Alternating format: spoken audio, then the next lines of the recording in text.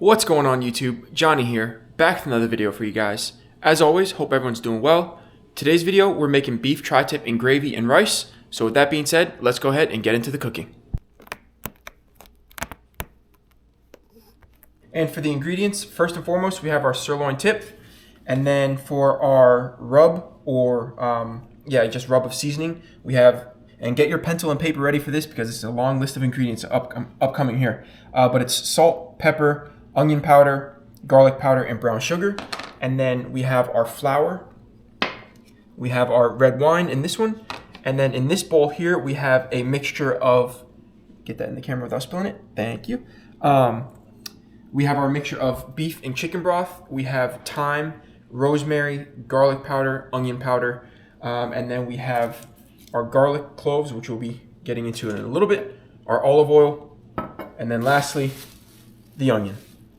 And I forgot to include, we have our beef bouillon cubes right here.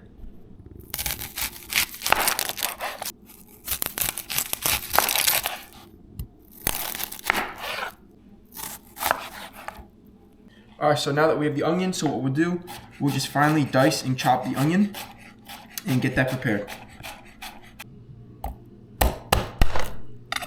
Alright, so now that we have our garlic, what we'll do is just mash that down like this. And hopefully everyone's having a great weekend, and hopefully the weather's nice where you guys are. At least here, this past week it was great spring weather, like mid 60s, low 70s, and then all of a sudden this past weekend it got cold again. So, you know, we're going through the roller coaster of weather over here.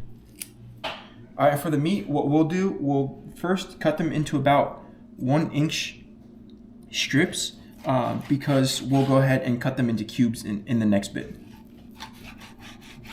And now we're going to cut them into cubes.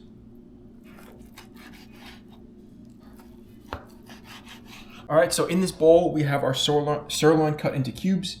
And again, we did as close, well, about 1 inch. Some pieces are a little bigger than that. But the thing is, you just want to have them around the same size so that way it's an even cooking time. But we'll take our seasoning for the meat, and then we'll sprinkle or mix that around to make sure that the sirloin gets an even coating of our seasoning. All right, now it's time for the flour, and we did the seasoning first, so that way it got a nice layer of the seasoning on the sirloin. So what I'll do is about half the flour first, and then I'll mix around, and then I'll finish with the rest of the flour. And then the reason this, well, hang on, I'm doing two separate train of thoughts here. You want to fold and tuck like this and make sure that you get everything at the bottom. As you can see, some of the flour does collect, so you just want to fold and tuck like that.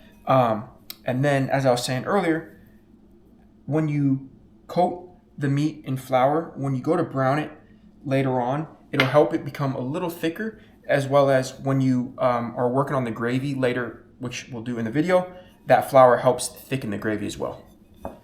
Alright guys, so now we're prepping the pan. I went ahead and turned it on to about a medium high, added the olive oil, and we'll let this heat up so it gets nice and hot for the meat, because when you add the meat, you want it to sear in the pan. So I'll see you then. Alright guys, so the pan is nice and hot. So what I'll do is probably just add about half for now, because you don't want to overcrowd the pan.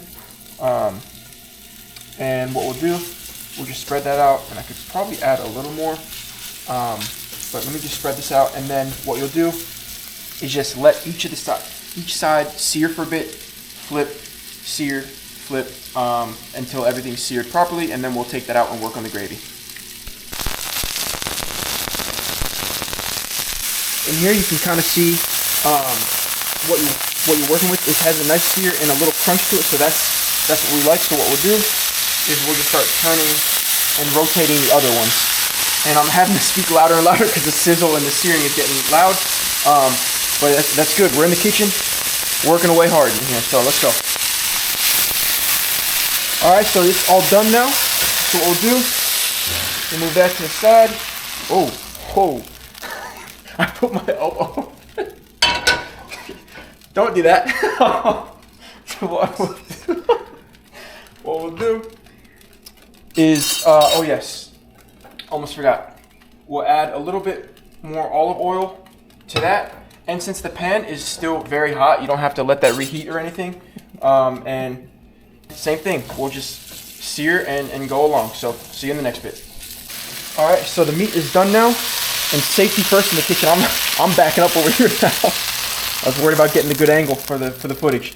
But what we'll do now is we have our red wine, and we'll add that in, and we'll just slowly cook this down. And we've adjusted the heat to a low, and we'll just let the wine cook. Now this is a non-stick pan, but if you're using a pan that is not non-stick and there's leftover meat and seasoning, you'll want to scrape that up and mix that around in the wine, because from browning the meat, because that adds a bunch of flavor to the wine and the gravy. So that's just a key pointer to use to you if you're not using a non-stick pan. All right, guys. So the wine is about halfway done now. So then now what we'll do, I'll just leave that here. What we'll do now is we'll add the butter, and we'll add the onion as well, and then we'll just keep stirring until the onion is soft. And then that will be the next step. And pop quiz time on Activities with Johnny. For you down in the comments, let me know why we do not add the garlic here right now. So if you've been paying attention, I'll see you in the comments.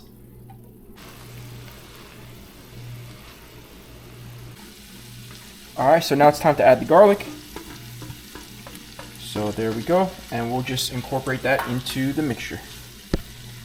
All right, guys, so now we'll add the 2 bouillon cubes like that. We'll add our gravy mixture in as well. And then now we'll just stir and make sure that all the flavors are incorporated. All right, guys, so now to thicken our gravy up, what we have here is cornstarch. And I went ahead and mixed this earlier, but before you add cornstarch, you always want to mix it again and give it one final mix just in case any of the cornstarch does collect at the bottom. So that's good. And another thing with the gravy as well, you always want to add cornstarch when it's boiling, because you want to add it when it's boiling. It'll help cook and incorporate everything and thicken as it boils. If you leave it or add it when it's not boiling, it can tend to get lumpy, so you have to be very, very careful. So that's why I always add when it's boiling. So first, I'll add about half, and I'll stir as I add that in. And you'll want to make sure you incorporate the edges as well, so that way you avoid any possible clumps of gravy forming. So we'll just go ahead and do this. And with the thickening of the gravy, it's personal preference. So if you like your gravy extra thick, you can add all the cornstarch that you want until you get it to that desired level. Or if you like it pretty runny, you don't have to add much at all. So that's the fun part about it. All right, guys, and just to clarify from the last clip, for the cornstarch mixture, that is cornstarch and water. But right here we have our gravy, and I went ahead and added all the cornstarch and water from that little glass container from the last clip. So right now we're good. So then what we'll do, we'll stir this around, and then now we'll go ahead and add all of the meat back to that, and then make sure that the meat gets a nice coating of all that gravy. And then here we go for this. We'll stir that around, and then we'll just go ahead and let the meat finish cooking in the gravy as well.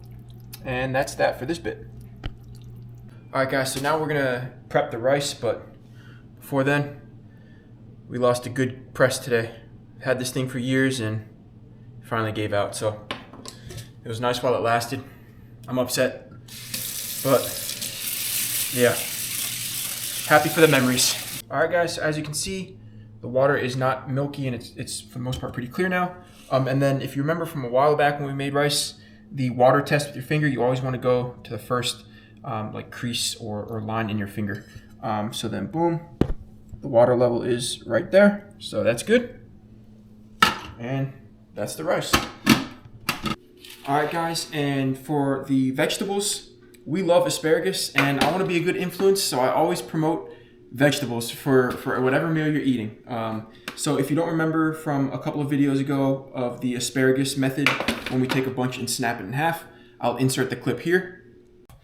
So a cool thing about that, you can actually skip cutting them in half, and what you can do, you can grab, it doesn't matter, you can just grab a handful at once, and you can just snap them in half, and the asparagus will naturally just snap like that. And you can take your scraps, throw them off to the side, and then here, as I almost sent it flying, would have been a 3D movie for you guys. But here's the part that you'll be cooking. And yep, so we have the oven set to 350 or 400, and I'll go ahead and set these in so they can roast in the oven, and we're done with the asparagus.